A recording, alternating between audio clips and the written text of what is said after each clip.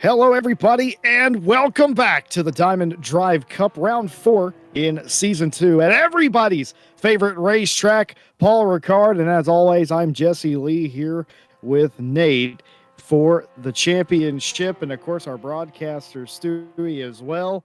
And, well, a couple things, Nate, that you could pick out from today before we dissect what happened 2 weeks ago at Suzuka is that here, the couple obvious things, it's a bit wet, and we have 14 drivers taking the flag. Definitely is a little bit wet, but as we saw last season at Nürburgring, the wet races often tend to be the most predictable, surprisingly enough. I think at Nürburgring, everyone was well behaved, kept themselves to themselves. I think the only instance we had were people having their own sort of backwards moments. There was no. Oh, there was one incident where I cursed cupcake racing last season, in the Nürburgring race. But other than that, yeah, everyone seemed to only have solo incidents. There was no comings together with other drivers. So hopefully, history shall repeat itself. We will have another clean race. Well, I can pretty much assume these drivers and teams would love to have some predictability because they haven't had it all season to this point. And Suzuka was 2 weeks ago, if you want to flash back in your memory with us. Very unpredictable, good racing, and some late drama as well, last lap passes and all that. Yes, I really enjoyed Suzuka. I mean, I like the track as it is, but definitely enjoyed the racing. It was closer than I thought it might be in the midfield, but the gap out front was definitely bigger than I thought it would be. So it was really a tale of me being wrong on both ends.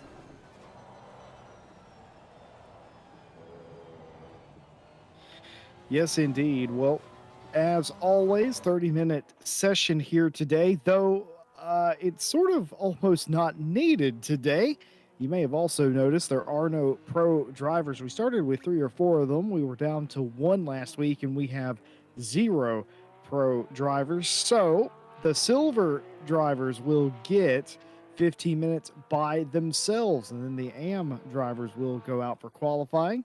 But realistically, I reckon they could all get along out there in one session, but that's not how the championship was set up.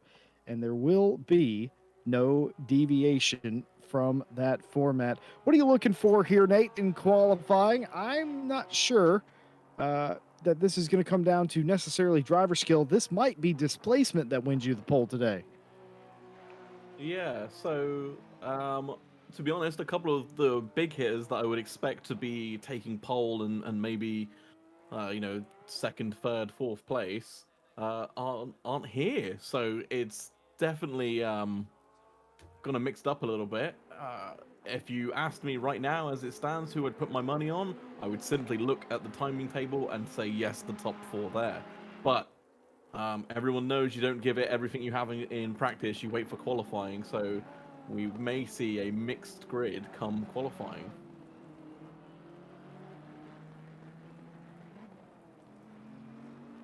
Yeah, I was just looking down the order and have noticed that Fox isn't here today. So that's going to be a damper on their championship hopes, missing this race. Though, Paul Ricard, we have to talk about it every time we come to Paul Ricard as practice is over. Not everyone's favorite track, but I don't mind it. I recently spent the better part of 3 hours racing around here, and I got to tell you, as far as racing, it's not that bad. I did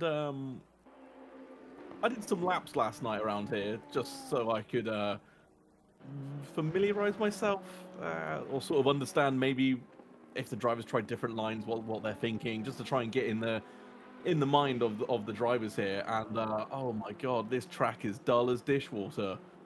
It's just so. I think what it is it is very technical, and yes, we joke about it being boring and dull and that, but it is technical, and there is an art to the final sector. You have to really nail every corner in the final sector to complete your lap. Because if you get one corner wrong, it puts you out for the next corner, and then you just lose more and more time trying to readjust for that. So I know like I said, we joke about it. It is a technical track, but it's just not one for myself as we get into qualifying. Qualifying starting here, 30-minute session, first 15 minutes for the silver drivers effectively, and the next 15 minutes for the AM drivers. Silver obviously has the silver number backgrounds, and AM have the red as per usual. And with a smaller silver field, some of these silver drivers and teams will be looking to capitalize on some key absences today. Sarah Johnson driving Pineapple will be one of those.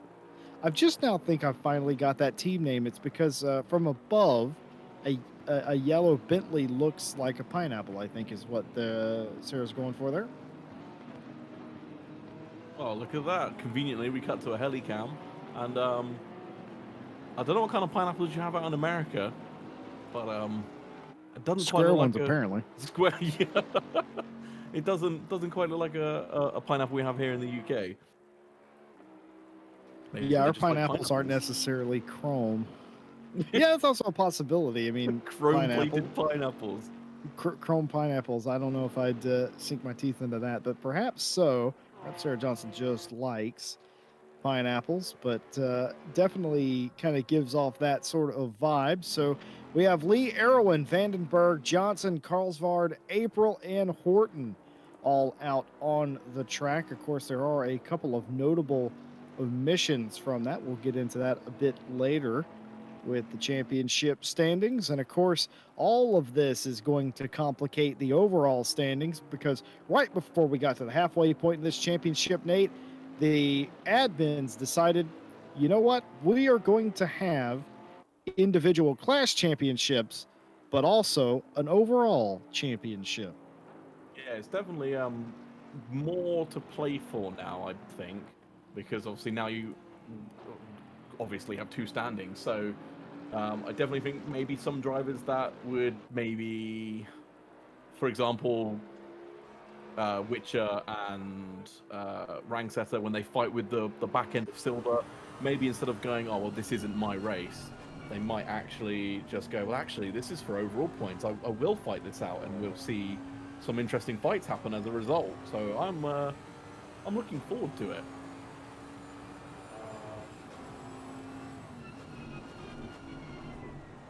This championship, like you were saying, Nate, is going to change quite heavily today. And again, we will get into that in just a bit. Without pro drivers, that is going to put, we expect anyway, a silver driver into the overall championship position. And I was thinking about this.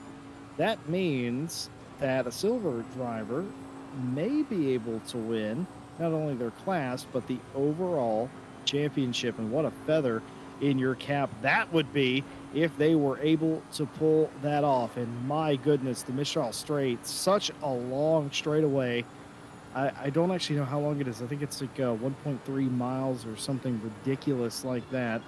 And that is a very, very long way indeed. And then you have the not so sharp, but still can't go beyond those out of bounds markers you saw on the left. You have to get the car back on the track, or you will run afoul of the racetrack limits, and you will see a fair number of track drive-through penalties for track limits around here. Yeah, track limits are so stringent everywhere, but that fast right-hander you were just alluding to, you can really, really run out wide there as long as you bring the car back in before those free bollards. So, yeah, I've noticed, because even this here on this rumble strip, if you just take a little bit too much, you don't even have to have four wheels over it, just left two, and you get a track limits warning. It's crazy. The track limits here are so strong, which, if anyone watched the 6 hours of Paul Ricard the weekend just gone, you'll know is a lie, because they were everywhere. Yeah, and just how far out can you go without getting a penalty? As far as you like, as long as you come back in before the markers. Natalie Lee sets the quickest time so far, 2-minute 1.551. Not bad at all in the wet conditions for Lee. Johnson about 1 second off, Vandenberg 1.5.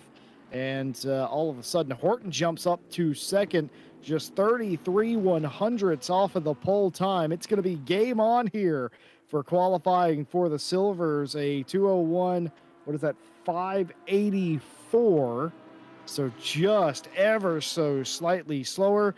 And that is what we expect here at Paul Ricard. It is not the most technical track in the world, and it does lend itself, Nate, to very close qualifying.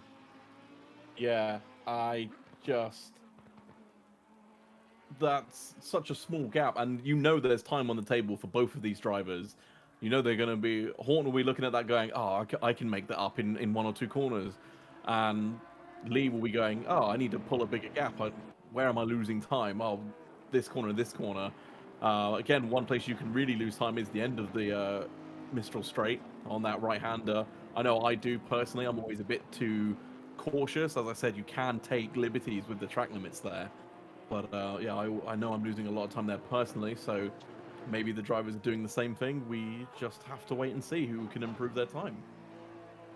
I'm trying to figure out if this is correct or not. I don't have time to Google this, but Amy Roberts in chat says pineapples on top of the Wimbledon tennis trophy. Is that true? I feel like I should know this. I really feel like I should know this. But I know up until, what was it, last year, they all had to wear white for the tournament, which I thought was a very novel thing. It was a very Wimbledon thing. But is that true that there is a pineapple on top of the Wimbledon trophy? And if so, why? Oh my God, there is. There is. I just googled it. Okay, Amy, you're very smart. Can you tell us why there is a pineapple on the top of the Wimbledon trophy? I would very much like to know that. I'm so shocked. I'm a bit shook myself. It's one of those things that sounds so crazy it has to be true. Alex Horton for Speed Kitty Motorsports comes through at a 201.005, setting the pace and the quickest lap so far. So Horton wasn't done and almost gets into the 2-minute dead bracket. I reckon Alice could do it here.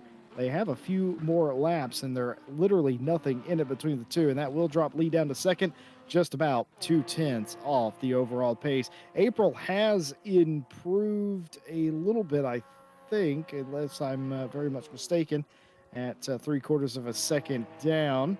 And yes, April has. And Carlsvard now just 0.9 off the pace. Pictured here for the Realish Racing Porsche.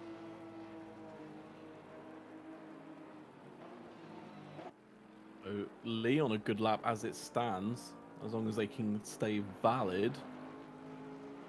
To be fair, everyone is on fast laps at the moment. As we see, oh, Coswell maybe not on a fast lap anymore. I'm just looking at this pineapple. I'm absolutely staggered. So not only did Tom Bryant look this up and show it to me, it is a honest to goodness pineapple, and it's still attached to the root plant.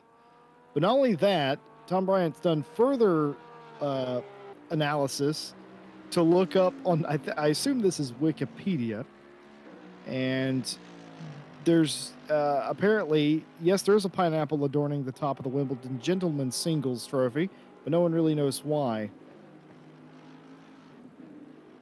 And would, besides our very riveting conversation about pineapples, Natalie Lee has retaken the pole position. First one in the 2-minute bracket, but will it stand? And it will for right now as Horton gets close, but not close enough. A couple more laps around here is all they're going to have as Horton resets, but Lee leading him around a 2-minute dead, 0.711. Horton did improve to a 2-minute 0.8 something, but it was not quite good enough to take back the pole. A real battle between those two, and just a bit further back, 0.8 now the gap between April and then further back Carlsvard, Vandenberg, and Sarah Johnson, who is 1.7 off the pace. This driver here for the hashtag Thigh Highs for Nate team, Sophie Erwin, has not set a valid time yet. They've only got 5 minutes to go. You got to get that safety lap in here. You do not want to put yourself on the back foot. You can start behind the AM drivers if you qualify behind them, and that's not something Erwin wants to do. Definitely not, especially now that, again, as we mentioned, there's overall points at stake here. I mean, obviously, with unfortunately a few of the drivers dropping out, good points and good results are now feasibly attainable for all of the drivers. So you want to give yourself the best chance to bring home as many points as you can to stay ahead of whoever your championship rival around you may be. But yes, definitely, as you mentioned, starting on the back foot is not the way to go. And here comes Sophie Erwin coming across the line, and that is a valid time, and that will go all the way up to third for Erwin. 2-minute 1.332. I will admit to all the viewers tonight, I do very much apologize. I do not have my contacts in, and I'm very old. So if I get any of the timings wrong, Nate, you go ahead and help an old fellow, would you? Mine depends what kind of mood I'm in. I don't know what that means, Nate, and I'm going to move swiftly on. Last bit of pineapple conversation. Just a correction, Tom Bryant was looking at the official Wimbledon website, and that's even more hilarious to me that they don't even know why they have a pineapple on it. But I suspect a combination of Amy and Chat and some of our moderators are correct. I believe it is still considered in a lot of cultures to give a pineapple is a great gift. So I think that might be sort of part of it. That's very interesting indeed. As April Carlsvard continues around, trying to improve upon their lap, bump down to all the way to the 5th place position now. As it looks like Natalie Lee may be. Yes, I think they're going to stay in the pit lane and rest on that time. They do have the chance to get out. If they left now, they could probably get one more lap in before their time expires. We'll have to wait and see. I think they've got basically up until, call it, well, we'll say like 15 seconds before they resign themselves to pit lane. But I see all the other silver drivers still out, still trying to set lap times. April across the line. Nope, wrong part of the track. I was looking at the other Porsche.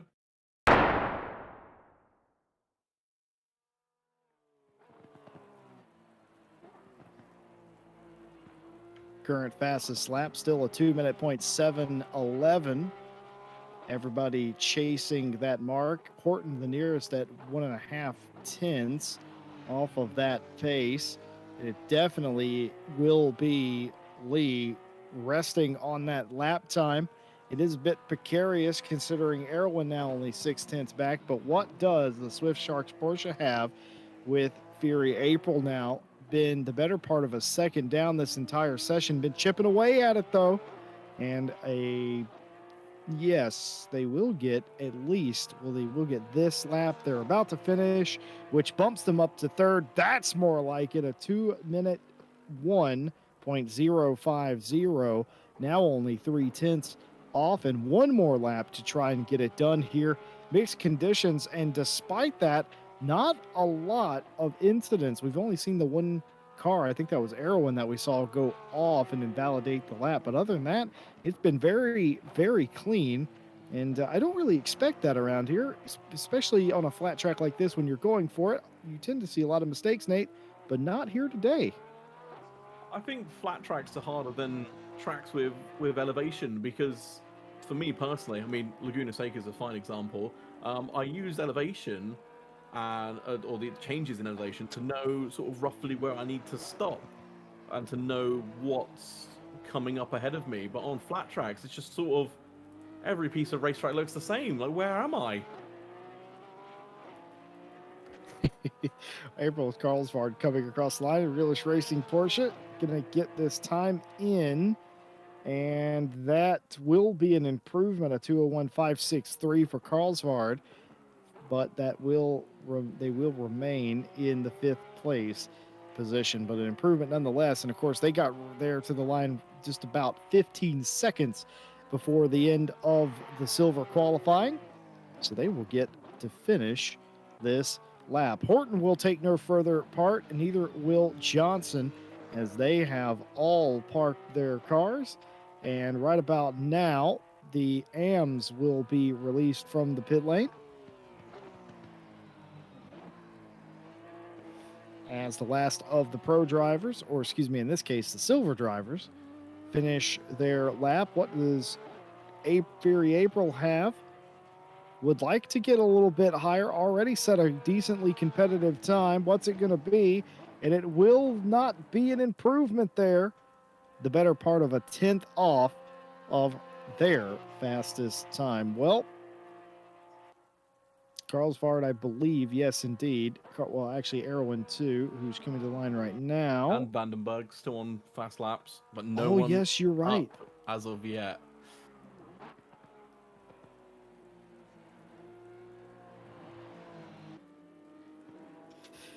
So nobody particularly up on their time, but you saw Carlsbad's Porsche wiggle there a little bit, throwing it into the corner, trying to get everything out of it. I was surprised after driving this place in the wet just how much grip this place seems to retain, but I think that has something more to do with downforce than actual grip. You do take some of these turns very, very quick indeed. But what's it going to be for Carlsbad coming to the line? This is going to be it. That was a massive improvement in the final corner. What's it going to be like on the timing sheet? As it is a long way down, and it is an improvement, but they do not improve on the board. But that was a lap time improvement. And Sophie Erwin will go to third at the last possible second, and Vandenberg bumps themselves out of the basement and puts Johnson in there. And here is Celine Witcher for turn 1 Diamonds and the number 12 Bentley. And it has become the Chase the Witcher championship for the AMs. Even when it didn't look like it was going to be Witcher's day, they always seem to find a way to run exceptionally well and recover well. And for Witcher, knowing that they have a few races left to go in the championship, 2 after today, it will be up to them to make sure that they're able to maintain that. They have the biggest, well, other than Pro, obviously, they have the biggest points lead. Silver's very close indeed still, Nate. Yeah, definitely. Qualifying, I think this is pretty much a carbon copy of what practice was. So, I mean, maybe everyone was giving it their most in practice. But, yeah, definitely close as you said. And, well, no doubt we'll see Witcher and Rangsetter mixing it up in the middle of Silver today. And then it's just about how close can everyone else get in, well, in AM, how close can everyone else get to Witcher and Rangsetter? And then overall, how close can they all race each other? I mean, there's no clear set pattern here. It's not like Formula One where you sort of, we turn up now, you switch the TV on, or if you're lucky enough to have tickets, go to the track, and you go, right, there's going to be at least one Mercedes on the front row. Max Verstappen's going to be up there somewhere. And then we might see like a McLaren floating around in the back with a Ferrari there too. You know, that's kind of like the set order, but we don't, this, especially in the wet, Paul Ricard, a lot of the big hitters aren't here. Anything could happen, and I'm actually quite looking forward to it. Well, right you are. And one other thing is that Witcher's not invincible, to put it lightly. I mean, Rangsetter has out-qualified Witcher before. And it looks like Witcher has invalidated the time. We talked about at the top of qualifying how easy it is to invalidate your lap around here if you just get it a little bit wrong. The margins are very small at Paul Ricard for some reason, despite the fact that the margins are actually, well, I think the largest in ACC, we'll put it that way. There's a lot of extra tarmac out there. But looks like Brock is going to be the first one to actually set a time, a 2:04.794, the quickest, and a lot of cars invalidating as it turns out. But what does Cosmo Marsh have? A 2:04 017. So that will be the better part of 3/4 of a second quicker than Brock. That will be the provisional pole for Am. And it's been so interesting to see Witcher and Rangsetter swap positions back and forth. Rangsetter has had some terrible luck, but other than that, it has Witcher has had some excellent rebounds too to stay in the championship lead. And of course, the leader in silver not here today. So that's going to upset that battle. It's pretty much game on, everything to play for in silver. And of course, that will have huge implications on the overall championship as well. Yeah, with the amount of rounds left to go, I still have no idea where anyone is going to be. Because you sort of maybe start seeing a couple of patterns, but now, especially as we keep saying, it's overall points as well as class points. It's just completely blown this open. I will say for the overall, it is between Horton and April. And of course, Horton got the better of April here today in qualifying. I'd be interested to see what that looks like how that shakes out in the race. One of those two, Horton or April, is going to leave here the overall championship leader as Witcher has come around again, hopefully not invalidated their time. They have not. A 2:02.292, a very good lap for Am, but I suspect, if I know Witcher, that's not all that they have. What does Charlotte Robertson have? 2:04, and that will put them in what was 10th, but is 11th as Hedda Rangsetter comes through at a 2:04.461, slotting themselves into the third position, bumping Robertson outside the top three.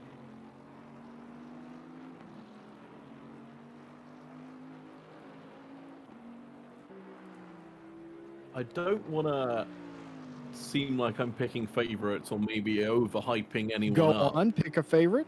No, I would never do such a thing. But I feel like maybe Rangsetter had a bad lap because we've seen the whole season Rangsetter and Witcher trade blow for blow every time. But for Rangsetter to be, what's that, 2 seconds off Witcher? I'd definitely say we've got a lot more to see from Rangsetter before the session's over. I feel like that's a very fair assessment. I don't, not only do I agree with you, I don't think that's what Rangsetter had. That potentially was just a nice smooth lap to get one in there. But I think Witcher now is turned the wick fully up now, attack mode. We'll see whenever they come back around. The turn of one Diamonds Bentley actually has more pace in it. I think it might.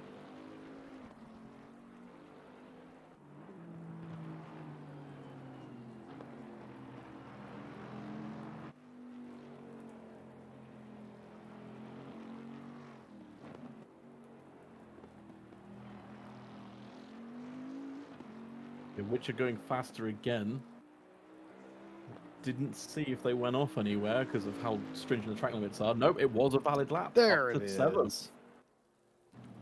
I knew there was a 2:01 in there somewhere, and there it is. Bumping Witcher up into 7th place overall.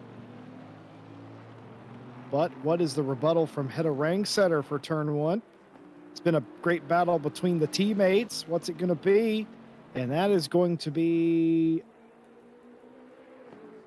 Don't know if that was definitely an improvement indeed, but Erwin Brock for Realish Racing gets an improvement as well. A 2:03.138 there. Rangsetter very briefly held the second place in Am, but immediately sent back to third by Brock.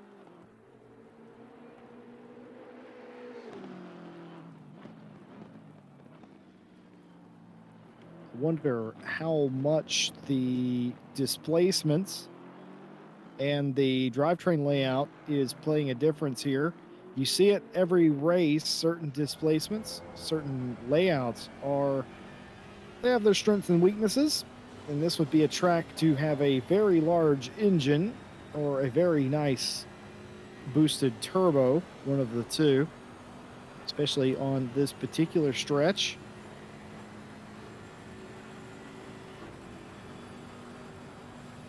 will admit I am surprised to see the BMW doing as well as it is doing.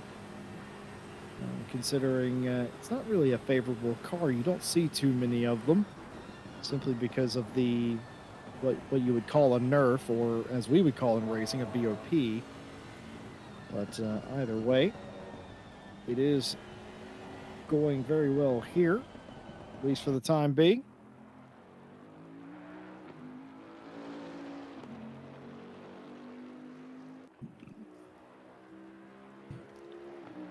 Celine Witcher coming to the line was up on that time and lost it into the final corner. It's a 90 right onto the front straightaway. Lost all that time and an extra tenth, not faster. It was still a 201, but a 201.9 in comparison to their fastest lap of a 201.8. So had more in the tank, but lost it there. What does Brock have? Is it better? It is. Cosmo Marsh here improves as well, a 203.504 now.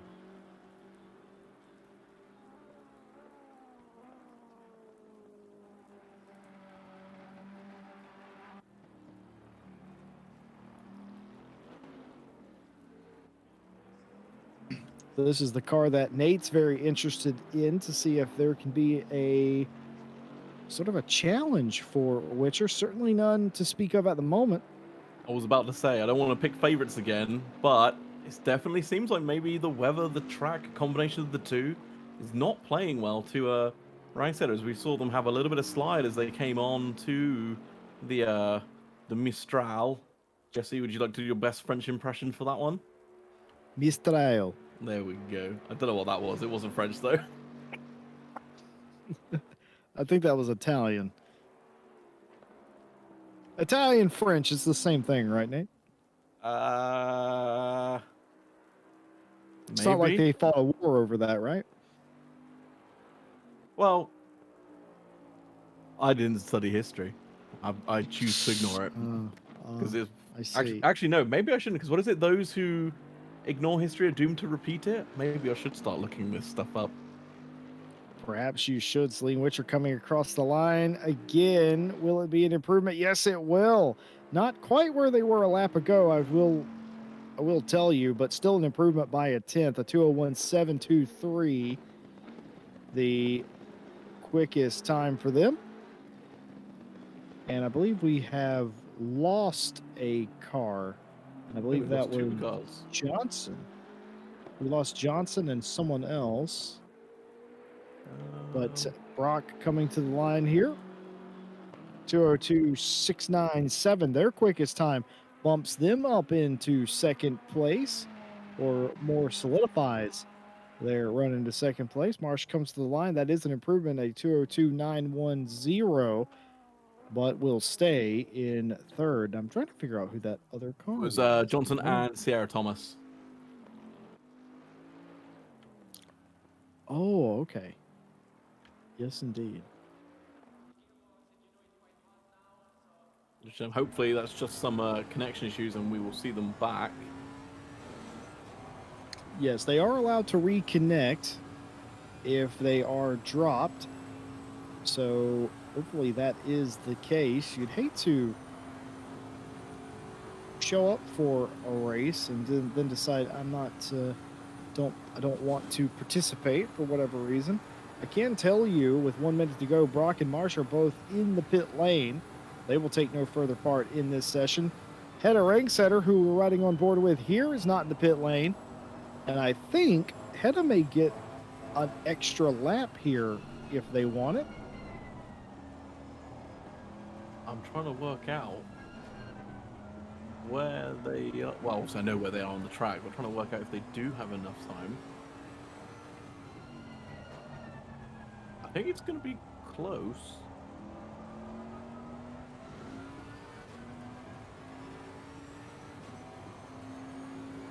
Oh, yeah, no, it's definitely nowhere near as close as I thought it would be, as I've got Stewie in my ear. Whoa, that's not the line.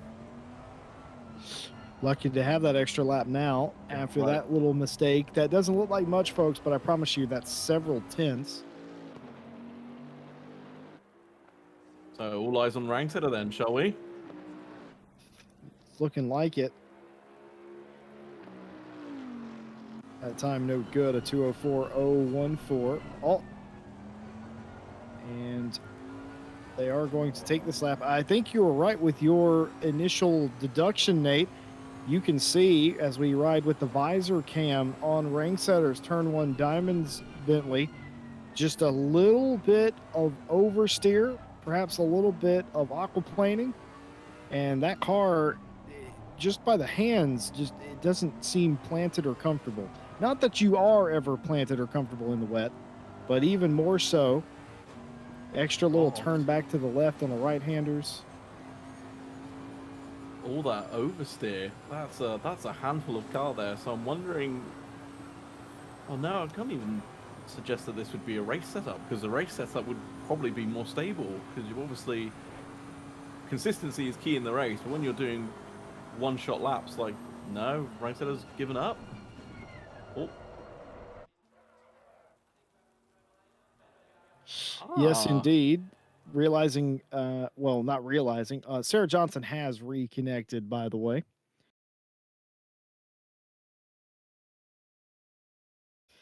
Well, we talked about championships, and here is what it looks like. Here are the these are just the overall standings now that I look at them.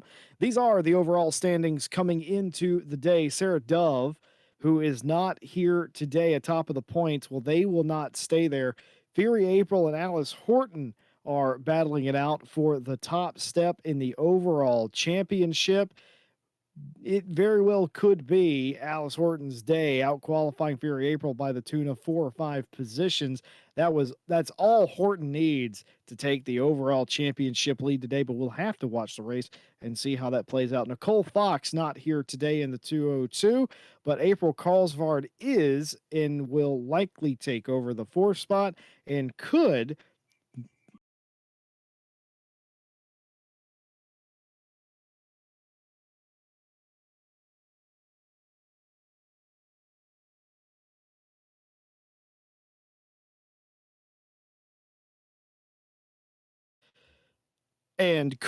take over the championship lead. I do apologize for that. Vandenberg back in 6th place. Swinson not here. Natalie Lee is here and will gain several spots. Natalie Lee can climb into the top 5 with a good run today. Witcher and Johnson round out the top 10. And these are the drivers that are having a bit of a struggle, but some of these are going to benefit greatly, like Hedda Ranksetter just outside the top 10. Rose has withdrawn from the championship. Cosmo Marsh still in it and will climb many positions here today. Sierra Thomas, I don't know if they reconnected. Jenny Kamugli not here today. Del Siena not here as well. Sophie Erwin could find themselves sort of where Hedda Ranksetter is this week with 2 races to go if they play their cars right. Charlotte Robertson 18th, Avalon in 19th, and Erwin Brock in the 20th place position. And these are the drivers who have just had a poor run of it. The only one that's even here is McKeehan, who is finding it a bit tough, but will gain points no matter what. Sarah Moore, Plo, and O'Brien all at naught. And that's what it looks like. That's the overall championship with 3 races to go today and 2 more. And really, Stewie, really, that's what we're going with. We're going with the Good Smile car, I think is what that's called. I think that's the Good Smile livery. Stewie's telling me something about I don't know if it's e-girls or anime or something. I don't know. I don't know. I don't know what any of that is. Come on, I don't know much, but even I know who Hatsune Miku is. Like, come on. Oh yeah, she's that Japanese virtual idol thing, right? Yeah, she's the one that doesn't turn into a battleship. That's a whole different conversation. Does she? No, see, I only know of her because I know she's made by Yamaha, and everyone knows. You must know Yamaha. Come on. Or sorry, am I saying it wrong in American? Is it Yamaha? I've completely lost the plot, but I do know that is the Good Smile car. I'm a really big fan of Super GT, the YouTuber as well, but the actual division in Japanese racing, the GT300 cars, especially the JAV ones that are homologated, are fantastic to watch. But the Good Smile car, of course, a big force over there, a fan favorite, and I think it gets the sim racer seal of approval anytime you have anime on the car, right? That's how that works. I'm gonna say yeah. Yeah, I like it, but we are waiting for the countdown for the race to begin, and we do know that Sarah Johnson did reconnect. So you were very right in thinking that there may have been a disconnection issue. Hopefully that doesn't return.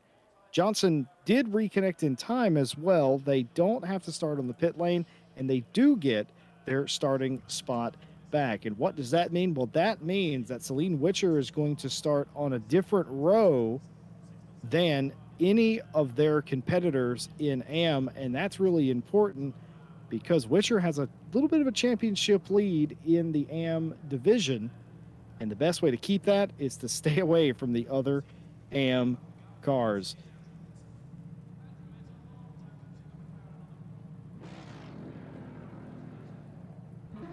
I made some comments about anime that has apparently angered some of the RCI staff. They haven't called me boomer yet, so I'll take it. Boomer. Come on, you knew that was coming. You knew that one was coming. I didn't realize people could be battleships until a couple of weeks ago. Our broadcaster Stewie introduced me to it, so I found that very fascinating. I feel like you've been living under Dwayne Johnson for many, many years.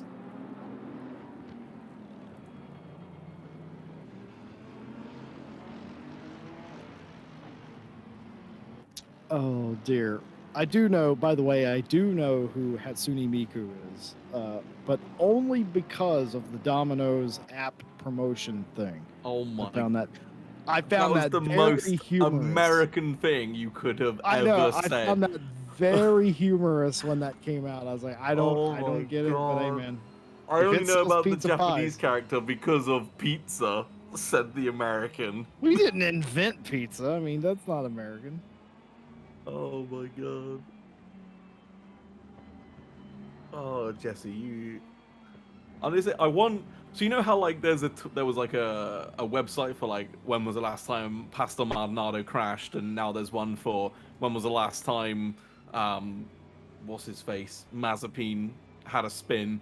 I want someone to set up a website for you for when you say like iconic like sentences, phrases, like any like that should be immortalized in time forever. Like, I only know about Hatsune Miku because of a Domino's promotion. Well, I mean, I know who Miku is now, but at the time, I didn't understand that pop idols, which is what that thing is. I didn't realize that they could be not real. I mean, the future is now, Jesse. I mean, do you not watch YouTube? Have you not seen the VTubers? I don't know. That is not a side of YouTube I go on. Let's be completely frank. I just outed myself. Actually, no, my girlfriend watches them. That's my excuse. Do you wanna talk about your affinity for farm animals, Nate? While we're here. Right. Okay. No. Everyone in chat will back me up. Cows are cool. No, cows are absolutely cool. You just have a suspicious amount of pictures of cattle. Right. I have 6 pictures of cattle, and 2 of them, well, no, every other one is of the same cow. So I have 2 pictures of the same cow, for a total of 6 pictures. I have a mum, a dad, and their little baby. I don't understand what's wrong with that. I mean, I do race for Pixel Cow Racing, here in ACC. We have the Lamborghini. Oh, looks like I was incorrect. Johnson did get their starting spot back on the leaderboard right before qualifying ended, but apparently they are still going to have to start from pit lane. So they did get the position back. I did notice Witcher was in, Witcher was in seventh place, but Johnson was in eighth and Brock was in ninth. But apparently that's not the case. They did not join back in time, or maybe that's not how it works once the race starts, as it is going to do. Well, they are 2 by 2 till right about there. And there are 13 cars, one of them starting from the pit lane. Everyone waiting for the green flag. Wet conditions here, fully wet, 25 degrees C. The flag goes down, the lights come on, and we are racing, and immediately going 3 wide down the front straightaway, thinking about 4 wide doesn't do it, and immediately look at the Porsche go. Can you believe that? Fury April almost going off the track, trying to get as many positions as possible here, and an absolute treat right there. So the big loser there being Alice Horton, who was sensible enough to acknowledge that if they went 3 wide into the first complex of corners, someone was going to have a bad day and didn't want it to be her. So quite rightly got out of it, but unfortunately lost more than just the one position to April. Carlsveld snuck through there, and so did Erwin, as we have a yellow flag out.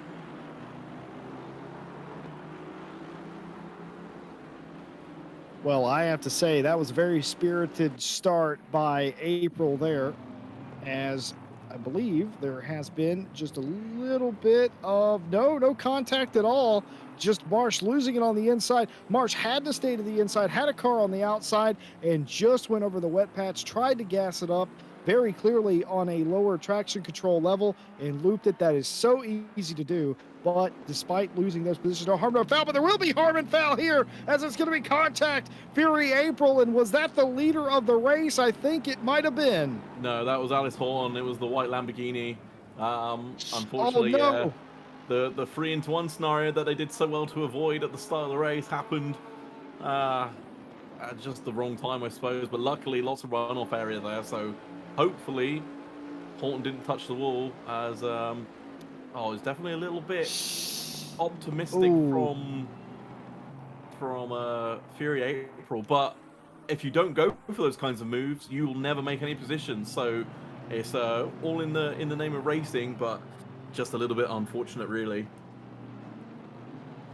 It is very unfortunate. Meanwhile, Lee trying to disappear up the road, has about a 1-second gap on Erwin in second. April now up to the third place position again.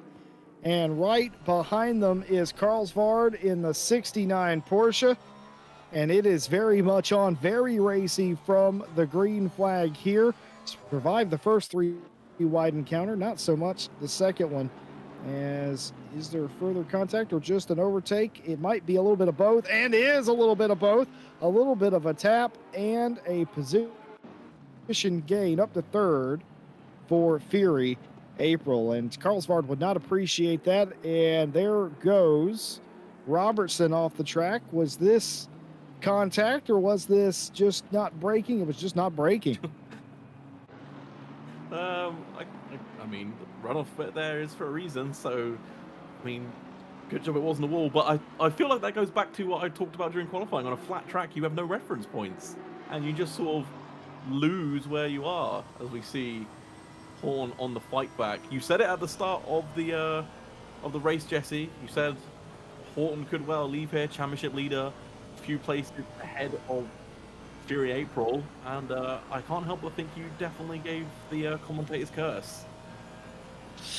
Yeah, I don't recognize the commentator's curse, but Mike Jones has joined the chat here. Hello, Mike Jones, and he's wondering what's going on. Well, I can give you a short synopsis. Mike Jones, did you know, as McKeehan going off the track seems to be a difficult corner there, and is, because it flows to the outside, that double apex continuing to go off is El McKeehan in the thigh highs for Nate car. But Mike Jones, did you know on the Wimbledon men's tennis singles trophy, there is a pineapple, a golden pineapple on the top of that trophy? Unreal. Natalie Lee continues to lead, but the gap has come in. Sophie Erwin closing in a little bit now, Nate. Yeah, it's good to see. I'm happy for Erwin.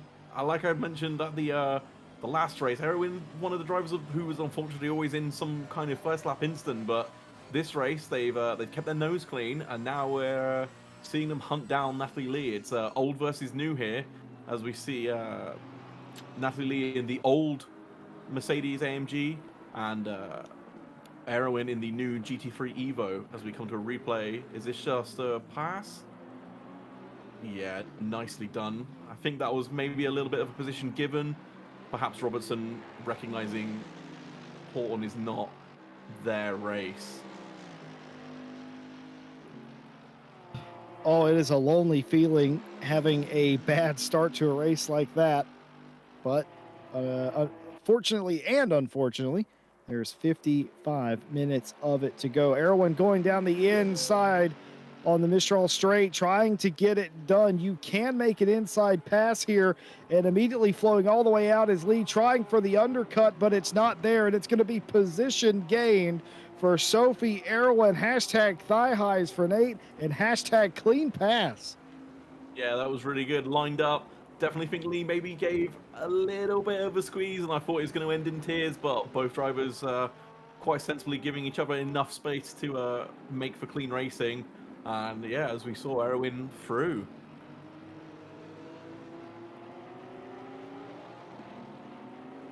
Well, Karlsvard continuing to fight with April, getting around April for what I'm pretty sure is the third time in about 5 minutes that they've swapped the third place position.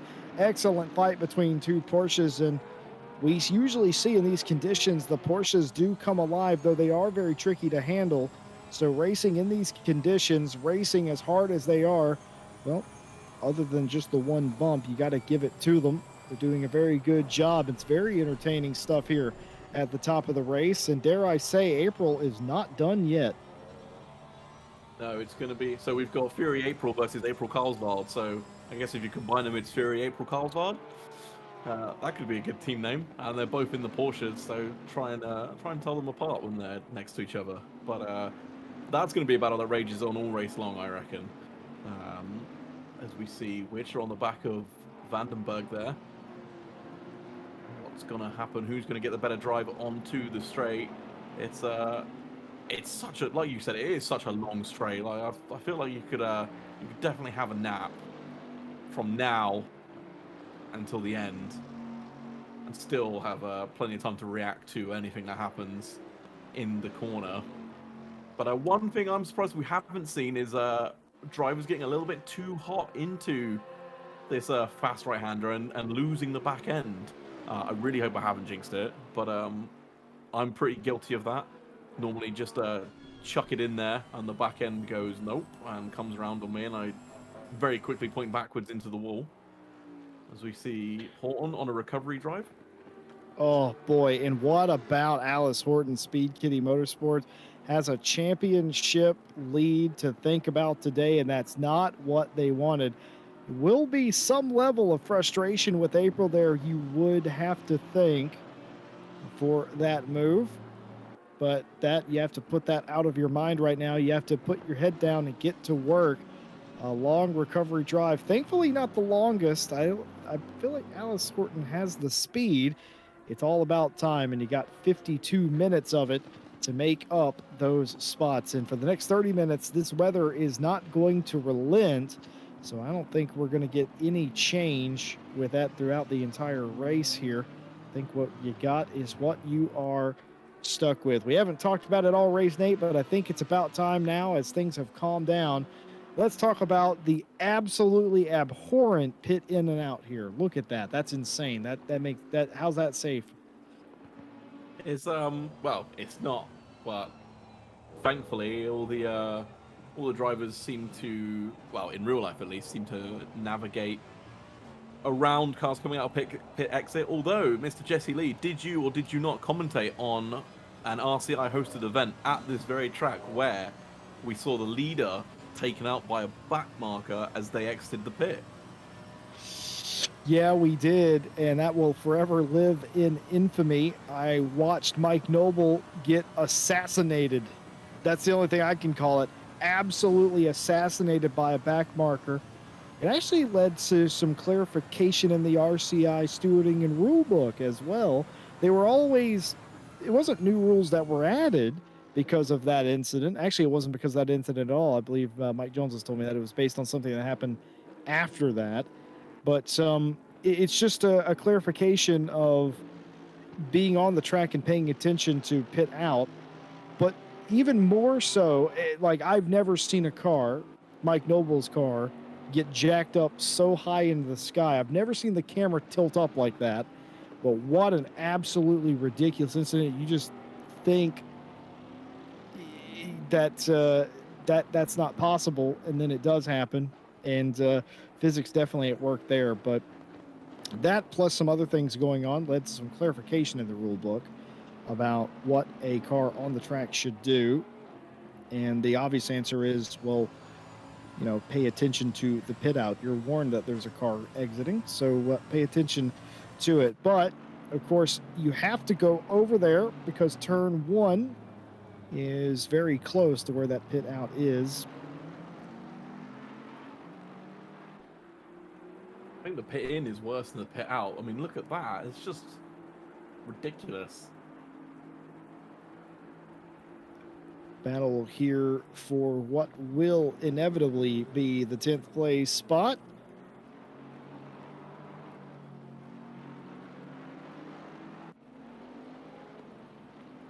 Johnson down a position, Robertson up one.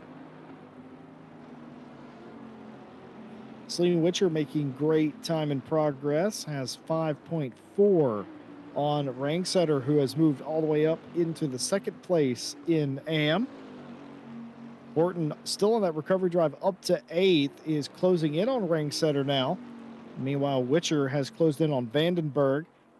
This gap's been about steady for the past lap or so. I wonder if Witcher's just trying to figure out how to get around Vandenberg. And keep in mind, there's no argument of like, hey, that's an AM car. Why are you heckling a silver that much, even if you are faster? Well, it doesn't matter. There's overall points. Got to get everything you can. Yeah, the overall points has definitely changed the way, at least for me personally, it would change the way I approach the racing, because now I'm not just fighting for class points. So if I win my class, all good for me. It's now, oh well, there's more points at stake here now. So again, as we see now is a fine example. Obviously, Witcher and Rangsetter maybe in the previous table might go, oh, Horton silver, and a little bit quicker. As we see a replay, what happened here? Robertson just going wide. Yeah, a little bit hot into the corner and loses the position. Or do they lose the position? Ooh. They absolutely did. Just. Or they fight back? No, it's over. But yeah, as I was saying, Witcher ranks at her previous tables might go, oh, Horton's a bit quicker than us. We won't bother fighting her. We've got our points. We're first and second. But now it's more, well, hang on, we're first and second in class, but overall we're still fighting for points here. We're not going to let you go by as easily as we may have done before, which is definitely going to bring a new level to the well, I wouldn't say a new level, but definitely a new challenge to the racing. And just to remark on, we saw the pass between Robertson and Marsh. They've been swapping that now, and Robertson is now behind the number 2 Ferrari that you saw pass there by about a second. So Robertson clearly struggling just a little bit. And to make what Nate and I are saying make more sense to a normal human being with a normal brain and not a race car brain, it's very simple. What's better than finishing 8th in a championship? It's 5th. And what's better than 5th? 3rd. And what's better than 5th? Winning. Or 3rd? Winning. And that's sort of the mindset of a driver. And you can't separate them from that ideal. And I tend to agree with them. And that's the thing with Witcher. Witcher knows that there's points on the table here for the overall title. And, of course, even without that, they are free to race among themselves as long as they have pace. And Even still, blue flags are a suggestion in GT racing.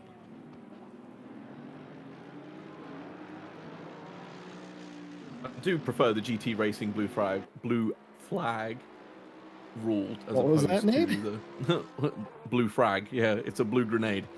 Oh dear. The Formula One style blue flag rule. I definitely think it encourages the leaders to think a little bit more about how they're going to approach their racing. As we see a replay, is this Ranksetter Oh, going this is wide? Horton coming up on Ranksetter. Ranksetter goes wide. Horton through. Yeah, Ranksetter realized they were wide, or I can only assume maybe it was a friendly go by, or maybe it was just Ranksetter realizing they were wide, and if they came back onto the racing line, it was going to be contact, and very sensibly didn't shut the door on Alice, recognizing that they were there and are probably going to be steaming up the inside much quicker than they were able to go. So good spatial awareness there. Something we talk about a fair bit when we see incidents like that is not so much a lack of spatial awareness, but being tunnel focused on holding the position as opposed to realizing when it's over. So well done to Ranksetter there for recognizing that. And Alice continues her recovery drive. And Natalie Lee, who was 1.5 back at one point, but nearly loses it right there. Almost completely losing it at the end of the straight. Gets on the curb, tries to pick up the throttle, and goes wide. That'll undoubtedly be a track cut warning. Remember, you get 3 of those, and on your 4th one, you get a very, very frustrating drive-through penalty. And the last time RCI was here at Paul Ricard, we saw 2 drivers, in fact, get their first drive-through within the first 45 minutes of the race. So it is very possible. But what I was going to say right before that happened was Erwin is leading this race and had a 1.5 second lead at one point, but now that's closed down as Lee has all but erased that gap. And here, in fact, you can see that gap, or the non-existent gap, that is. This is Erwin's wing off the number 7 thigh highs for Nate AMG, looking back at the I'm going to call it the anime AMG, otherwise known as the Good Smile AMG. But It's either the way, Black Falcon one. I just want to point that out. oh, is it the Black Falcon one? Okay. Yep. It's what. Are they not? Yeah. Are they not still calling themselves Black Falcon Good Smile? They're not calling themselves that. Oh, no, I don't think so. Someone in chat will correct me for trying to correct you. I know you're correct that this particular team name is not that, but I would have sworn at some place they were running that. But I digress, and more to what you're seeing here. There is a 3rd car back there. You eagle-eyed viewers would have seen, and it has a interesting mint green and white paint job on it, and that is the 69 of Carlsvard, who has also caught this pack to make this even more interesting. It's basically a 3-way battle for the lead, or at least it will be another lap or 2. But look at how much gap the AMGs pull on that poor little Porsche down the straightaway. And now see that Porsche get bigger and bigger, as you will notice how much better it is in the wet on the corners. But as I say that, commentator's curse, very nearly spinning is April Carlsvard. Look at this save. Ooh, yeah. Oh. Keep it on the black stuff and you'll be fine. You go off and it suddenly doesn't have the grip you may be expecting. So, like you said, good save, but yeah, definitely cost them a few tenths there. Ooh, that is so scary. I'm actually being told by Owen in chat, maybe a little bit of insider information here, Nate, that Witcher's not concerned about the overall championship. They're just trying to win the class, and their only focus is on doing so. And if that's true, that's very interesting. That may explain why they are not threatening Vandenberg as much. They sort of driving in their own means. They don't really have to hit the gas. If that's what Witcher's doing, they don't really have to hit the gas, because they know Ringsetter is quite a far bit behind. But neither or none of these drivers here have that luxury. Erwin, Lee, and Carlsvard, they're all going for it here. Yeah, like I said, some drivers like, well, me personally, as I said, it would change how I approach the race, but obviously which are very comfortable just going for class win as opposed for overall bragging rights. And yeah, I mean, there's nothing wrong with that. But oh no, oh Another one Cosmo, for Marsh here. It's so easy to do. And they save it. Excellent save. Excellent job by Cosmo Marsh keeping it off the wall. But so easy to do at a track like this. A lot of these teams making this look easy. I can guarantee you it's not.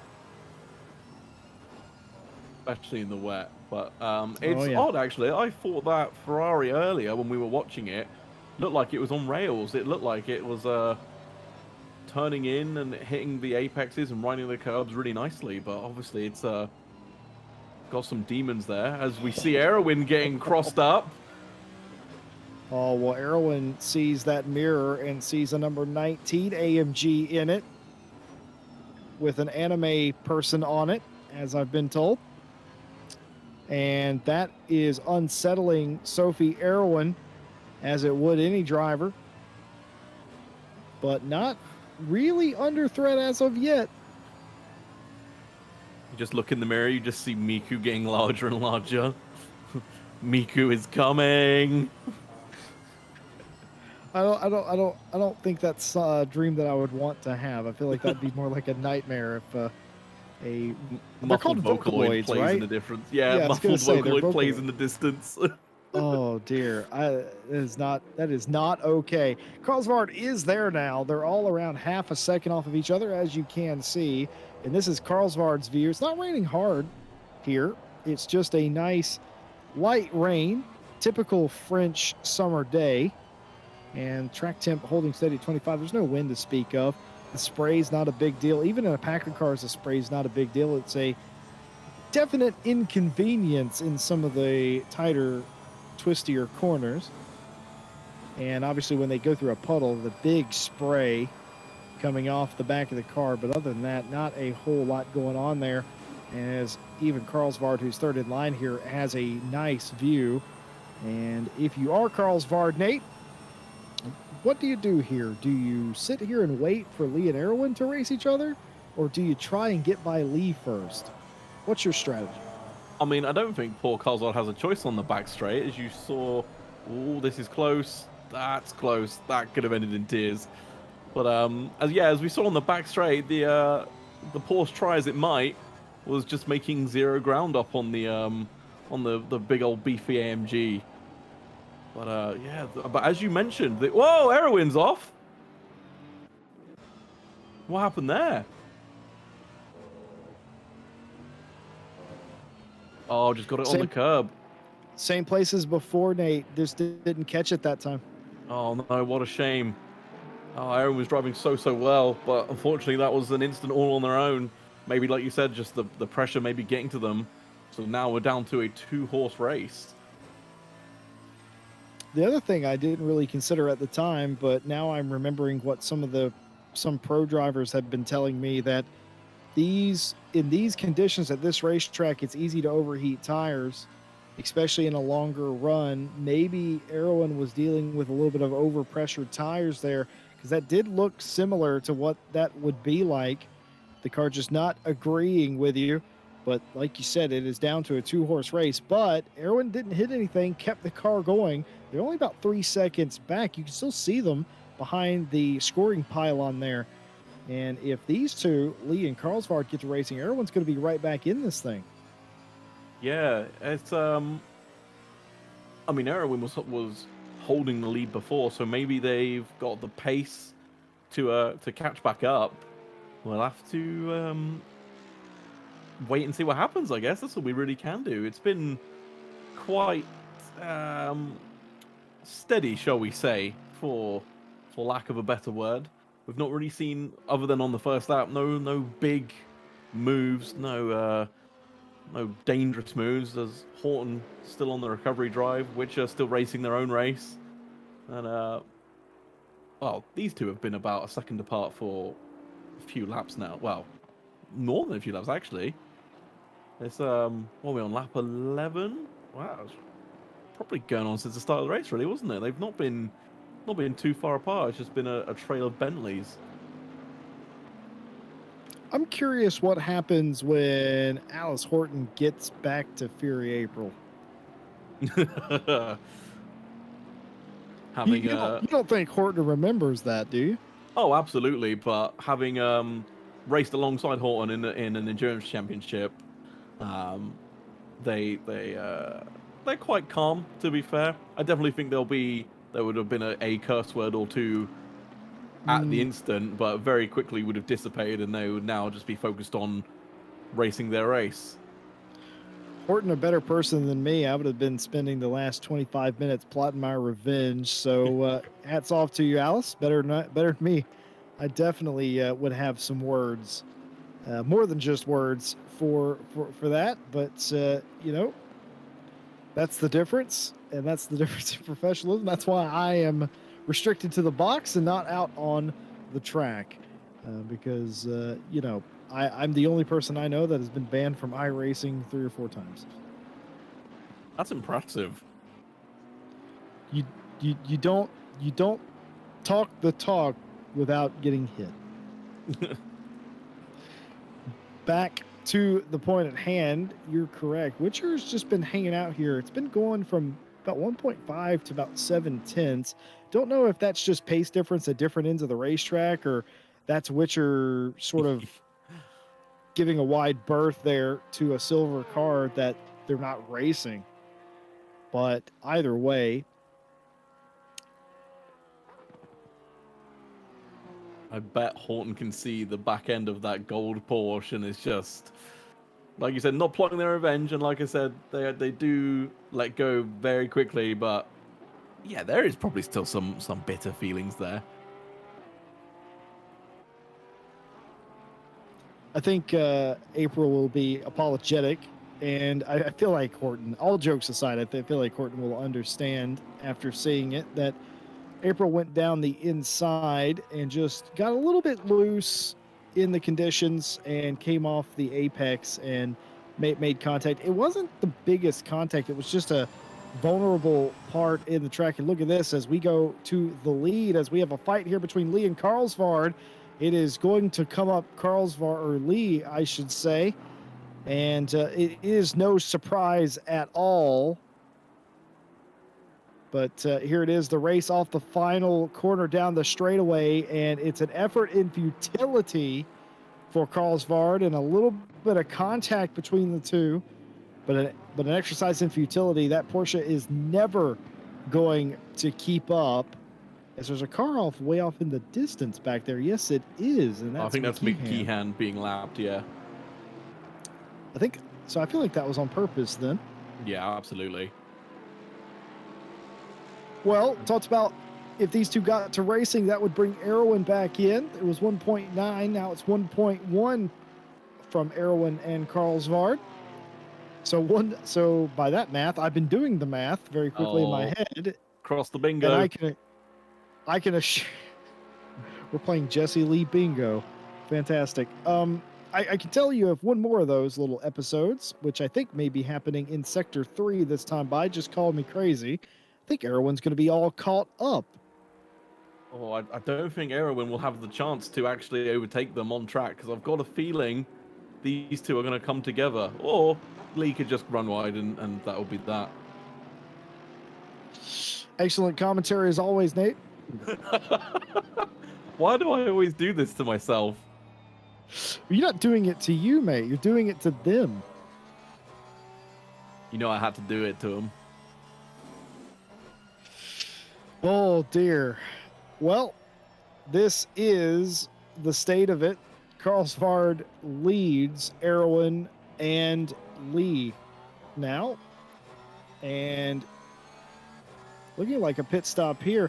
Tom Bryant pointed something out earlier as Natalie Lee ducks down the pit lane that wouldn't it be beneficial to pit here and get out of the middle of a battle here if you could. And I think that is exactly what Lee is doing. So yes, Tom, I believe that is a good idea, especially if you're in a pack.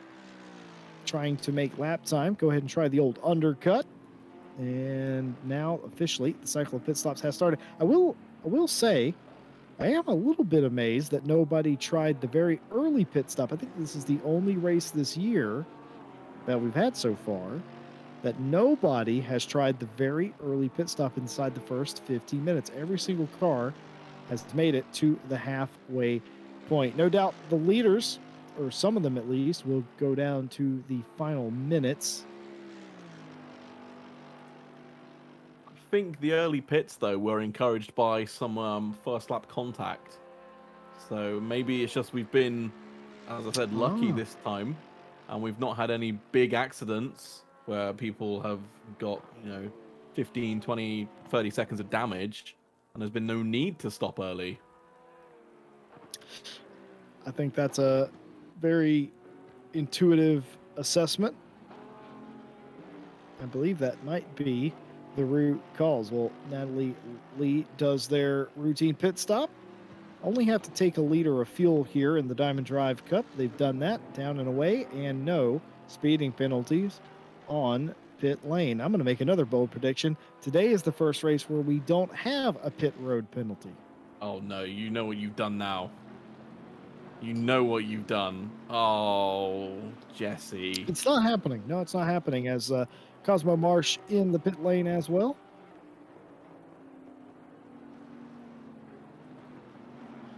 And we watch Celine Witcher, who is comfortably out in first in AM.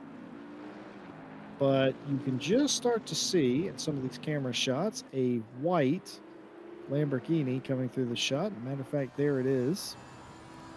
And that is Alice Horton, who is fighting for a podium position early in the race, lap 1, I believe. And after contact, got sent out into, the runoff here that just seems to never stop.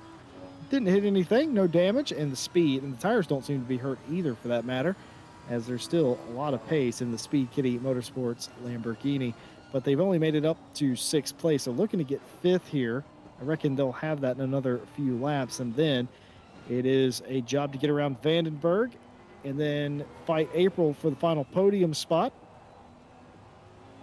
Long way to go, though. Short time to get there. I think there was a movie about that in the 80s. You're showing your age there a little bit, buddy. When did Ozzy Osbourne stop releasing albums? I don't know. I don't think I was alive. He had a TV show. I'll tell you this. He had a TV show, and I was already a teenager. Jeez. Yeah. You really are old, huh? Yeah. I've seen some stuff, Nate. Seen some stuff. Yeah, like Ozzy Osbourne's TV show. It was not good. Do you know what's interesting about that? Now that we're on the subject of Ozzy Osbourne, people don't realize this, but that MTV show, The Osbournes, is the show that started reality television. Oh, well, that's actually quite cool. Yeah, before there was ever a Kardashian or a Jersey Shore or a Love Island or any of that stuff, Big Brother, any of that, or American Idol for that matter, the Osbournes was the very first reality TV show.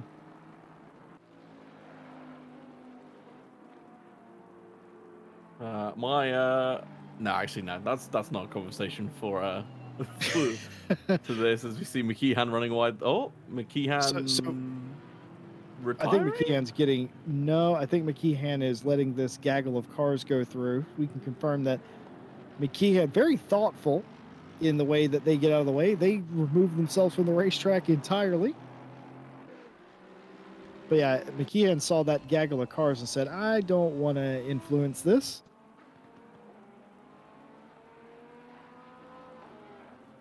Very thoughtful.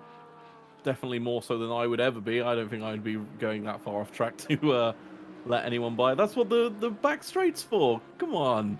There's plenty of time along there. There is, as Marsh has gone off again here. Third time this race. Different corner, though, all 3 times. And that Ferrari, I think, Nate, we can go ahead and say is just not a fan of this weather.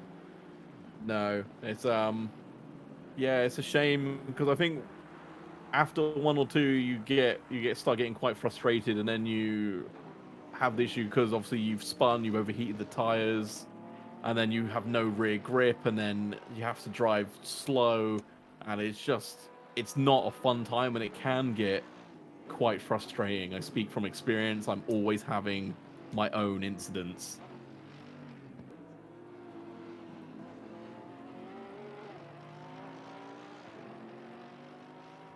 Well, Sophie Erwin here has been granted a reprieve, though that gap was doubled there in the final corner. It's vastly different, the gaps here. Sectors 1 and 3 are completely different than sector 2, and it creates some very strange gaps, but just assume Erwin's only about a second behind Carlsvard now. Yeah, Sector 2 is different from Sectors 1 and 3, Jesse, because Sector 2 has quite literally 2 corners in it. That is the point I was making in less words, yes. But Jesse, have you raced here? Have you been around here, at least on ACC? Yeah, so when we did the 6-hour, I told the story about how this was one of my first European tracks I ever drove on a simulator that was out before you were born. That must have not been And very good. it wasn't called Paul Ricard at the time, mind you. It was the Hyper Test Track, whatever the heck it was called. But it was actually a little different too. Obviously, the runoffs were different. The walls were closer in. But yeah, I actually really enjoyed it then, and I don't think they ruined it here. It's actually one of my favorite sort of complexes because it's. We looked this up. I think Mike Jones said there were 60 plus different layouts of this track that are currently. I think there's 64 different possible layouts, and there's like 23 they use every single year. And my favorite is the touring car layout, which is basically just half the track, but it's very fun. 60 different. Why would you need that? No, that's too much. But yeah, apparently they only use 23 of them, but I've ran on the GT, the Endurance, which is different. GT does not have Mistral straight chicane, but the prototype one has 2 chicanes. There's a prototype variant, and then there's a Endurance variant that has 1 chicane in the middle. Then there's the F1 variant that has chicanes that go the opposite way of the proto chicanes. Are you with me still? Nope. Then there's the touring car track that just lops off sector 1. You don't go down there. The list goes on and on, Nate. Might have to Google this after this is all done. Those are the variants that I've raced on in sim racing. Those are the ones that I remember completely sideways was Carlsbad. Did you see that? That's bad though. On the back straight, there's the AMG, assuming it had a good run, will no doubt at least be alongside by the time they get to the end. All that instance happened very early on, didn't it? Biggie. That's a biggie. Oh, it wasn't as bad on board as it looked off board, so they may get away with that. No, I'm doing it again. I should have just stuck with my original notion that they would have trouble against the AMG. But Erwin, after her unfortunate off-track excursion, back in the lead. Whoa. Well, there you have it. The end of the straightaway. Sophie Erwin's friend and a foe to Carlsvard, and position surrendered.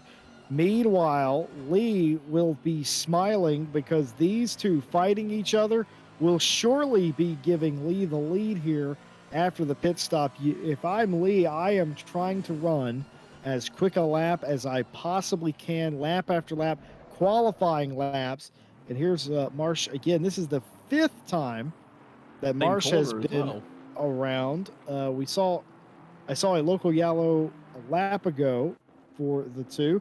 That Ferrari is just not a fan of this weather. Carlsbad, who just lost the lead coming into the pit lane. Smart move, Nate? Question mark? Um, yeah, maybe. I don't know. It's hard to tell because, well, nobody. Well, we assume nobody, based on the pit times, is taking tires. So, I mean, if the race was longer, it would make sense to take tires. Then you could try, the overcut, the undercut, all the different variations of said move. But as it's just what seems to be a stop and drop, I don't know if it's gonna help or not. Oh, this is gonna be close between Lee and Erwin. Erwin? Carlswald, excuse me, but no, Carlswald got the job done. Wow, I did not expect that. I expected with that little bit of a fight that they had, that would jump Natalie Lee back in front. That is not the case. So Carlsbad still the leader on the road of the cars that have pitted. Carlsbad, Lee, Johnson, Brock, and Marsh have all pitted, and now McKeehan now in the pit lane as well. So about half field have done their stop, haven't. And here's Alice Horton here trying to get the position on Witcher. Going down the inside is Horton. They are going to go side by side, and I feel like that position was surrendered on purpose with Witcher there, not wanting to get into a battle that they don't have to get into. Smart driving here by Witcher. Yeah, I did see an indicator on the straight, but yeah, I feel like there may have been a little bit of miscommunication because I think what Witcher was trying to say was you go to the left, and then also move to the left, and it was sort of a bit. Oh, sorry, you go to the right. So indicated right, and then moved left, and it was sort of like, well, indicators normally try and direct where you as a car are going, so I think it may have caught Alice a little bit off guard, which made them a little bit tentative to pass into the corner. I've a big fan of the VLN series, or what was called the VLN series, and of course the 24 of the Nürburgring, where turn signals are a must to communicate with other drivers because there's some, I think it's like 18 different classes on that track, 100 plus cars most years.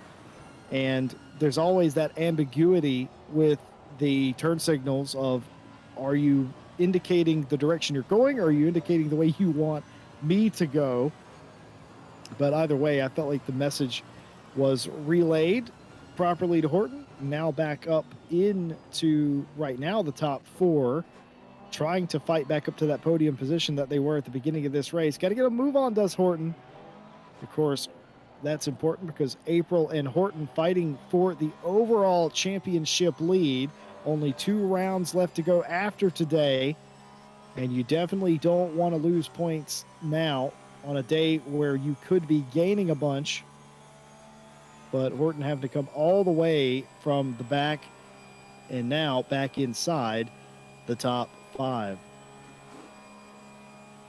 Yeah, it's going to be interesting to see where everyone shakes out after their pit stops because, well, I'm sure you thought the same as me that Natalie Lee would be ahead of Coleswald as Natalie going really wide there. That will potentially be a track limit. I've got a feeling Lee is close to their limit, so we may start to see some more tentative driving, which may nullify this this battle that we've been building up to.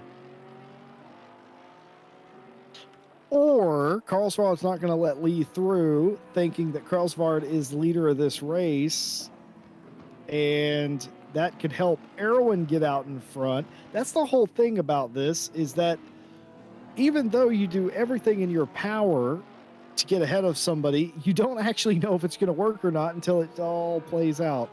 And for Carlsbad, the best thing for the Realist Racing Porsche is just to keep that car behind them. Keep Lee behind you. Job one. I mean, yeah, that's always the goal, isn't it? To keep your competitors behind you. as much as you may not have a choice in that matter. As we see a replay, is this Johnson just getting past Charlotte? Yeah, a little bit. A lot of cars today, I feel like maybe some people haven't quite got the setup they want dialed in, and a lot of cars seem to be struggling. Well, it's very difficult. It's not overbearingly warm, but it is significantly warm. And you don't really know what your car is going to do in a specific condition until you take it out in it. And tire pressure for the 6 hour that we had was very much an issue for a lot of teams. And they had done, keep in mind, days and weeks of testing to get to that 6 hour race. And they still ended up, a lot of the field, when we interviewed them, complained that our tires were absolutely cooking in the wet condition. And it was right around this time where it is raining, but it's not raining terribly hard, but the track is still wet. The tires will, and there's no real big standing puddles anywhere but on the back straight. So you're not really cooling the tires off much. And it is very tricky indeed.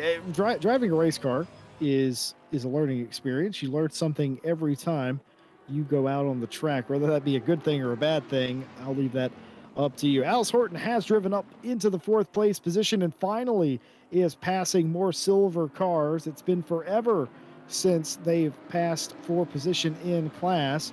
And right now, Vandenberg, who has enjoyed a nice peaceful drive up until this point, is now being hounded by Horton, and a battle will definitely ensue. This may be for a podium position, all told, at the end of the day. Of course, Carlsbad Lee would like to have something to say about that, and so would April for that matter. I'm in my head. I'm embracing my inner Jesse and trying to do the math, but I'm not so good with numbers.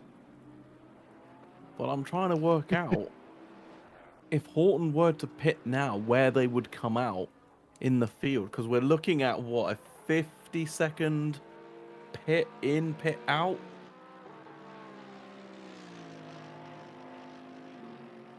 Yeah, there's no doubt to me that Horton currently would come out in the 6th place position. Right now, a little bit of a bump there. How about the run? And it's going to be a side-by-side battle here as Vandenberg not giving up, and so should they not, but nearly contact again between Horton and Vandenberg as Horton checks up there just in time to avoid the contact, realized that they were going to punt Vandenberg, didn't want to do that to Yvonne, and the GTWR female racing Bentley lives to fight another day. Oh, so close. We'll have saw that in the mirror, but Horton's intentions are obvious at this point. Yeah, absolutely getting in every single feasible mirror, camera, whatever this Bentley's got, trying to psych out Vandenberg. I think, though, Horton may need to be careful. Oh, whoa, that's wide there. It's so easy just to get sucked in, and even if you break that fraction later than where you should do, it's a one-way ticket into the back of your opponent, and then you've got all sorts of problems. So I think the best thing to do would be to wait for for either Vandenberg to make a mistake, which has yet to happen. Whoa! Oh, Fury April's just gone off. The Bentley? It's oh no, and Fury April had put themselves in a position they were running really quick lap times. And McKeehan has a drive-through penalty for track limits.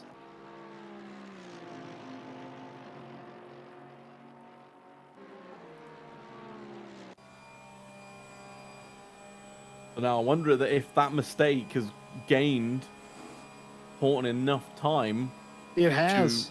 to pit in and out without falling behind them. I think it has, and here we have the fight here for what could be first, but at least is for second or third. It's a podium position no matter what. The alternative line there by McKeehan, who has, I think we can safely say, due to being a good lap car and being very hospitable to the leaders, has self-inflicted a drive-through. That's like the ultimate sacrifice, I think. Yeah, yeah. That's maybe a little bit extreme in terms of getting out of the way, but obviously just desperately not wanting to be the reason for anyone having an instant or a slow lap or changing the end result of the race. But as we see, Horton still stuck up behind Vandenberg. What are the lap times that are happening here? So Alice's fastest lap is 4 tenths faster than Vandenberg's. So I wonder if Alice is just being held up a little bit by Yvonne. I'll have to. Oh, there it is. There's the move. Oh! Oh, that was good. Was there contact there? I'm not sure. Well, Vandenberg runs off the track. Horton takes the inside. Vandenberg's going to draw nearly level. No contact between the two of them, just a knee-jerk reaction. And without incident, Horton gets through. And that is going to put Horton in a potential fight. Vandenberg in the Bentley coming up the outside. I think it's going to be in vain.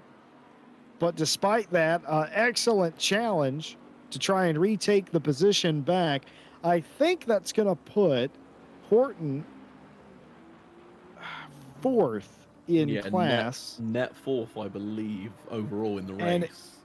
And in front of April, but I don't think that is enough to give Alice Horton the overall championship lead.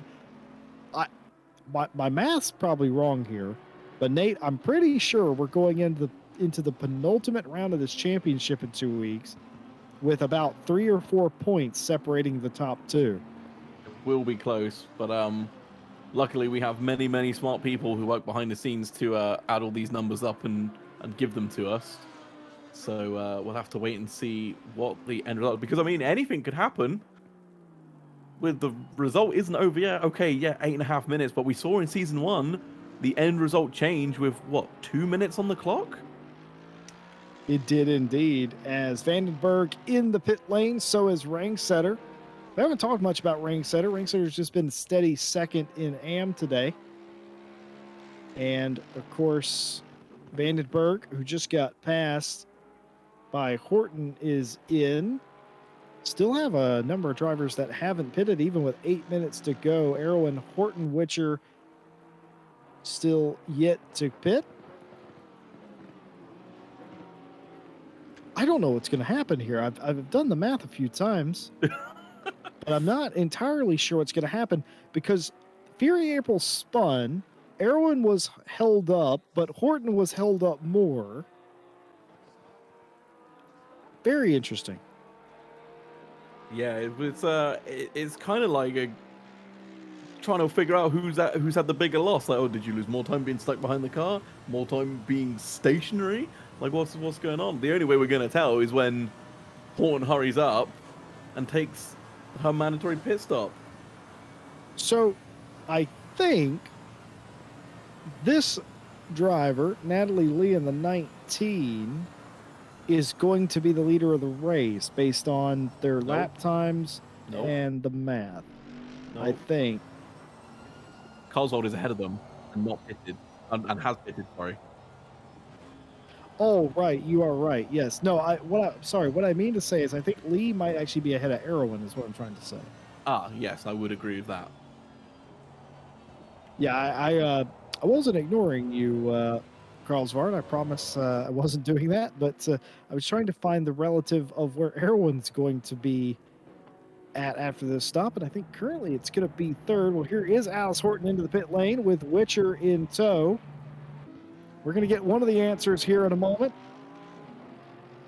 Well, it's not going to be even close with Natalie Lee. Lee is going to be absolutely gone.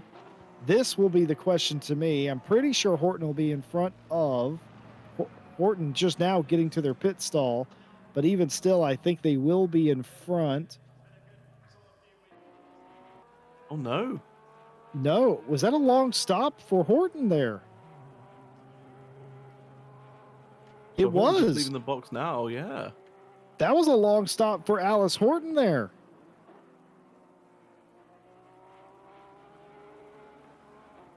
Stewie, our broadcaster, telling us that was we were correct in that visual estimate. That was 5 seconds longer for Alice Horton, and that is the difference, as that has put Horton all the way back down to 6th place now. Very strange. Were they running low on fuel? Do you think they actually had to take extra fuel? Oh, I don't know. We're only going to find out if we ask the question.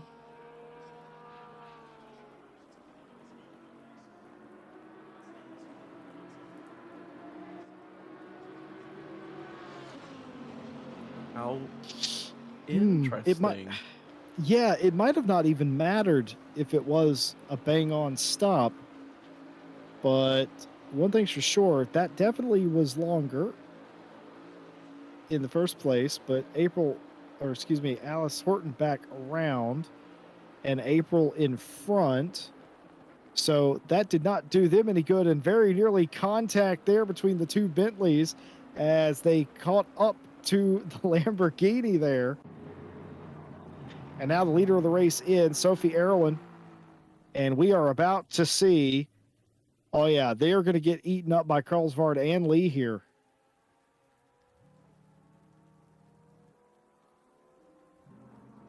Because here comes Carlsvard in the 69 down the straightaway. There they go. And here comes Lee through. So it wasn't even close in the end. The quicker laps of those two cars now that are in front, Carlsvard and Lee. And Sophie Erwin back to third. What rebuttal could Erwin possibly have here? They need to make up the better part of 3.5 seconds in 4 minutes. It is going to be a big ask. Yeah. More importantly, though. Carry on, sorry. No, you were saying, Nate. Sorry, I was just gonna say, more importantly, this battle. But go on. It seemed that the cars that stopped early have gained the advantage, which I can't quite fathom. Maybe it was just getting out of traffic. I'm not entirely sure. But yeah, as you mentioned, stopping earlier, would it be a good idea? Would it not? I think we have our answer, and it was a good idea. It definitely seems like the way to go. And look at this, Natalie Lee trying to go around the outside here, sliding over as Carlsvard, and now the right-hander will be advantage to the inside. But if the AMG can hang there, they cannot, as Lee falls back to second place and will have to wait another lap. There is no way that AMG is going to be able to keep up with that Porsche in the twisty bits here. But that won't matter much when they get back to the straightaway a lap from now, or even the front straightaway will catch them up. But the long back straightaway is where a move could be made. And if Carlsvard can get just an inch in front, that might be all that Lee needs to slam the door. And I think at this point in the race, Lee wouldn't be too upset about having to shut the door on Carlsvard there. It's going to be very interesting here in about another 2 minutes. We'll get round for one more lap. So we've got this lap and one more. So there's Lee has 2 more chances realistically to get it done on the back straight. Lee needs to be closer than that and needs to get a really, really good drive off the corner leading onto the back straight. We'll see now how it goes. Oh, I think Lee's close enough. I think Lee's close. Oh, a little bit of a wiggle coming out of the Saint corner that I can't quite remember. And now they just lost too much there. They'll catch up, but they're just going to lose it again. Just a little bit too far here.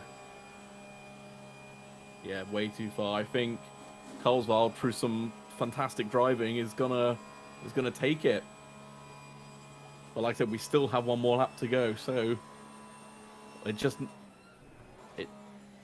needs one wiggle, and Lee will be right there.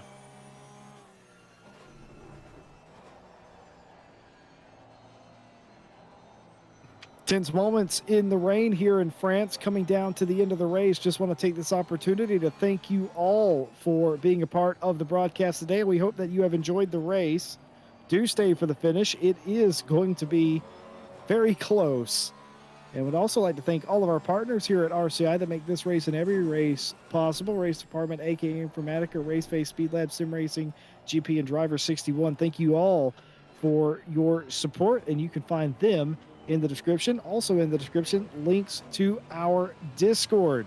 Please join us there. Sign up for some races. We have splits from everything from esports pros right down to just starting out, and we would love to have you on a track on an upcoming season real soon. And thank you all. And if you have enjoyed today's race, why not like, subscribe, and hit that bell for more GT racing content, as we will be with you. Well, I'll be back with you on Friday, for instance, and of course, I'll be with you on Saturday for Night Owl as well. And I'd very much like to see you guys there for that. Come hang out with us, have a little fun. We get a little crazy on Saturday nights after the watershed, you know. But rather, besides the Friday GT World World Championship that we're doing, is getting real crazy at the halfway point in that championship. Join us and find out what I'm talking about, but we still have a little bit of business here to do. Natalie Lee has it all to do, and it's going to come down to Sector 3. Can they find extra grip? Can they find extra pace to challenge the 69 Porsche, the Porsche that I did not give adequate dues to, did not think Carlsbad had the pace, and the Porsche was nothing against Carlsbad at all. I just didn't think the Porsche was going to have it on a track with long straights. I think the rain has helped a little bit, but that takes nothing away from Carlsbad's pace and rhythm that they have had. They have been sideways several times, beautiful saves, and it's looking right now that it is going to be an excellent win here today. Overall, on a day where no pros showed up, but a fantastic three-way battle for the win persisted the entire day. And in the end, it's going to be April Carlsbad in the Realish Racing 69 that's going to bring it home in victory lane today. Natalie Lee, a valiant second, and Sophie Erwin, a third place in the final step of the podium. It will not be the win that they were looking for, but it is still a brilliant podium after a well-fought battle. Behind them, Fury April will have to settle for fourth after being involved in the battle early. Alice Horton will get past Vandenberg a second time and finish fifth. Vandenberg in sixth. Witcher will finish seventh place, rank setter several seconds behind, but second in AM. Johnson ninth, and in the last place for silver. Third on the podium for AM is going to be Brock, a well-deserved podium for Brock. And then Robertson fourth in AM, McKeehan fifth, and Marsh in sixth and 13th overall. 13 cars today, not a ton. Oh, never mind. This is still going on. They were 3/4 of a lap down, and Robertson just overtook Brock for the final step in the podium, and they are gone. Jesse, do not count your chickens before they have hatched. So here's what. I thought they were closer behind the leaders, a lap down than this, and they were not. They are still racing, and racing hard Brock as well. Brock is going for it here. I think it's going to be an effort in futility, however, as I don't know what Charlotte Robertson did to the Hit Code Racing Aston, but that thing took off like a rocket ship. And here does come the third place finisher. Charlotte Robertson is actually going to be your third place finisher. Brock's going to be fourth in that class. And what a crazy fight between the top three. And that is your final positions for the day. Just remember, Diamond Drive Cup is on a bi-weekly schedule now. And we're into Pride Month, Nate, by the way. My goodness, you're right. I completely forgot. We are in Pride Month, so especially on the Diamond Drive Cup occasion, we celebrate with everyone with the Pride Month festivities, and we will continue to do so with the Diamond Drive Cup as the month does continue. 2 races to go, and the championship just got a little bit more interesting with 2 races to go. In 2 weeks' time, we'll bring you the updated scores and standings for this championship. And I think we're at Laguna Seca in 2 weeks. Ooh, California, what a track. That's definitely going to cause some issues at the corkscrew, I believe. But we'll have to wait in 2 weeks and find out. We sure will. Well, it was an interesting race in the rain that came down to 3 drivers that all could have been the winner of today, but only one can in the end, and one stood about all the rest. Congratulations to Carlsvard in the Porsche, the little Porsche that could, getting it done. There were thrills, spills, chills, and a fantastic finish at the line. You wouldn't have it any other way. I've been Jesse Lee here with Nate Stewie on the cameras. As always, we thank you for watching today, and until next time, we'll see you then.